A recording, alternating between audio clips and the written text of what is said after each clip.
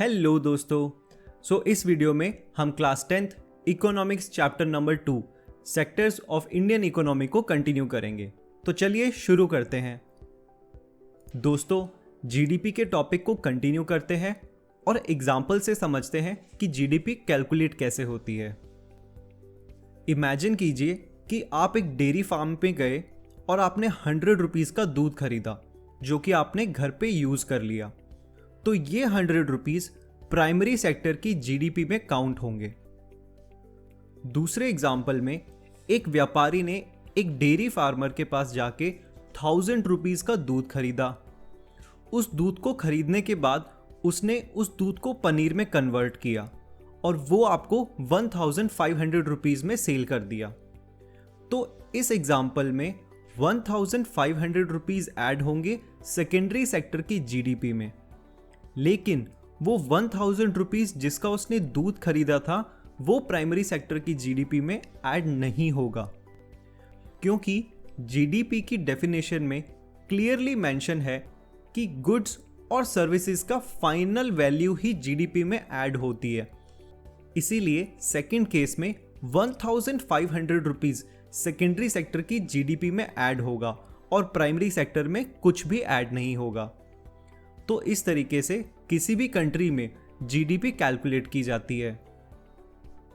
अब हम इन तीनों सेक्टर्स की हिस्ट्री के बारे में कुछ जानते हैं। बात करते हैं आज से 400-500 साल पहले की। उस वक्त ज़्यादातर लोग प्राइमरी सेक्टर में ही काम किया करते थे, जैसे कि फार्मिंग, जिससे उनको सब्जियां और दालें मिला करती थी, और पशुपालना, जिससे उनको दूध और घी मिला करता था। इन दोनों काम से लोगों का गुजारा आराम से हो जाता था। जैसे ही थोड़े टाइम बाद फार्मिंग की नई टेक्निक्स आईं, तो लोगों ने पहले से ज़्यादा क्रॉप्स को प्रोड्यूस करना शुरू किया। फॉर एग्जाम्पल, अगर एक परिवार एक साल के अंदर 10 टन गेहूं उगाता था, तो नई टेक्निक्स को यूज़ करके तो वही परिवार 50 टन गेहूं आराम से उगा सकता था। कुछ टाइम बाद लोगों के पास ज़रूरत से ज़्यादा क्रॉप इकट्ठी होने लग गई थी और अब नई मॉडर्न टेक्निक की वजह से खेतों पर काम करने के लिए ज़्यादा लोगों की ज़रूरत भी नहीं थी। इसीलिए जब 150-200 साल के बाद फैक्ट्रीज इंडिया में आई, तो ज़्यादातर लोग फैक्ट्रीज में काम करने लगे और वहाँ से अपना गुजारा करने लगे। इसीलिए कुछ टाइम बाद सेकेंडरी सेक्टर, जो कि मैन्युफैक्चरिंग सेक्टर था, एक इम्पॉर्टेंट और बड़ा सेक्टर बनने लगा। और जिस वक्त पर अंग्रेज़ों का राज हम पर था, उस वक्त सेकेंडरी सेक्टर एक ज़्यादा इम्पॉर्टेंट और बड़ा सेक्टर था इंडियन इकोनॉमी में। और देखते ही देखते पिछले 70-80 सालों में टर्शरी सेक्टर यानी कि सर्विस सेक्टर एक इम्पॉर्टेंट और एक बड़ा सेक्टर बन के आया है। ऐसा इसीलिए हुआ है क्योंकि प्राइमरी और सेकेंडरी सेक्टर में बहुत अच्छी ग्रोथ हुई है और लोगों के पास पैसा पहले से ज़्यादा है। इसीलिए लोग अपनी लाइवलीहुड को बेटर करने के लिए सर्विसेज में इन्वेस्ट कर रहे हैं। आप खुद नोटिस कीजिए, पहले के टाइम से लोग ज़्यादा मूवी देखने जाते हैं, शॉपिंग मॉल में शॉपिंग करने जाते हैं, हॉलीडेज़ पर जाते हैं और बाकी सर्विसेज में इन्वेस्ट करते हैं।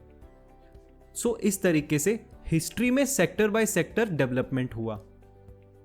तो अब जानते हैं कि कौन से सेक्टर का इंडियन इकोनॉमिक जीडीपी के अंदर कितना हाथ है। 1970s या 1971 में प्राइमरी सेक्टर इंडियन इकोनॉमी में नंबर 1 पर था, यानी कि सबसे ज़्यादा पैसा जीडीपी में प्राइमरी सेक्टर से आया करता था। सेकेंडरी और टर्शरी सेक्टर का कंट्रीब्यूशन ऑलमोस्ट एक जैसा हुआ करता था। लेकिन अगर करंट सिचुएशन की बात की जाए, तो इस टाइम पे सबसे ज़्यादा कंट्रीब्यूशन इंडियन जीडीपी में टर्शरी सेक्टर से है। सेकंड नंबर पे सेकेंडरी सेक्टर आता है और थर्ड नंबर पे अब प्राइमरी सेक्टर आता है। लेकिन ऐसा भी क्या हुआ कि इतने सालों के अंदर प्राइमरी सेक्टर थर्ड नंबर पे चला गया और टर्शरी सेक्टर ने टॉप कर लिया? तो चलिए इस रीज़न के बारे में जानते हैं। तो रीज़न नंबर 1 है कि educational department, hospital, post office, transportation, administrative services, ये सभी सर्विसेज बेसिक नेसेसिटी में काउंट होती हैं और पिछले कुछ सालों से गवर्नमेंट ने इन सभी सर्विसेज पे बहुत ज़्यादा ध्यान दिया है, जिसकी वजह से टर्शरी सेक्टर में एक बहुत ही बड़ी हाइक देखने को मिली।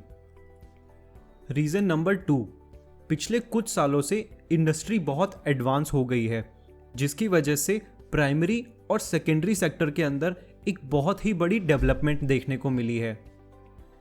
जैसा कि हमने पढ़ा था कि तीनों सेक्टर आपस में इंटरडिपेंडेंट होते हैं, सो इसीलिए इन दोनों सेक्टर की डेवलपमेंट की वजह से टर्शरी सेक्टर के अंदर भी बहुत अच्छी डेवलपमेंट देखने को मिली। रीज़न नंबर 3, जैसे ही कंट्री में डेवलपमेंट होगा तो लोगों की इनकम भी बढ़ेगी, और जैसे जैसे लोगों की इनकम बढ़ेगी लोग एक्स्ट्रा सर्विसेज की डिमांड करेंगे, जैसे कि शॉपिंग मॉल्स में जाना, बाहर रेस्टोरेंट्स में खाना खाना, tourism, private education and private health care. इन सभी चीज़ों की वजह से टर्शरी सेक्टर में एक अच्छा डेवलपमेंट देखने को मिलता है। 4th और सबसे इम्पॉर्टेंट रीज़न है कि पिछले कुछ सालों के अंदर हमने इंटरनेट में एक रेवोल्यूशन देखा है, जो कि एक टर्शरी सेक्टर का पार्ट है।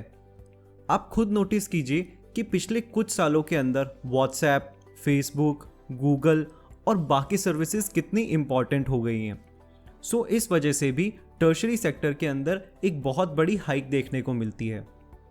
तो ये थे रीज़न जिनकी वजह से टर्शरी सेक्टर नंबर 1 पर आया। सो इस पार्ट में केवल इतना ही। मिलते हैं अगले पार्ट में। बाय।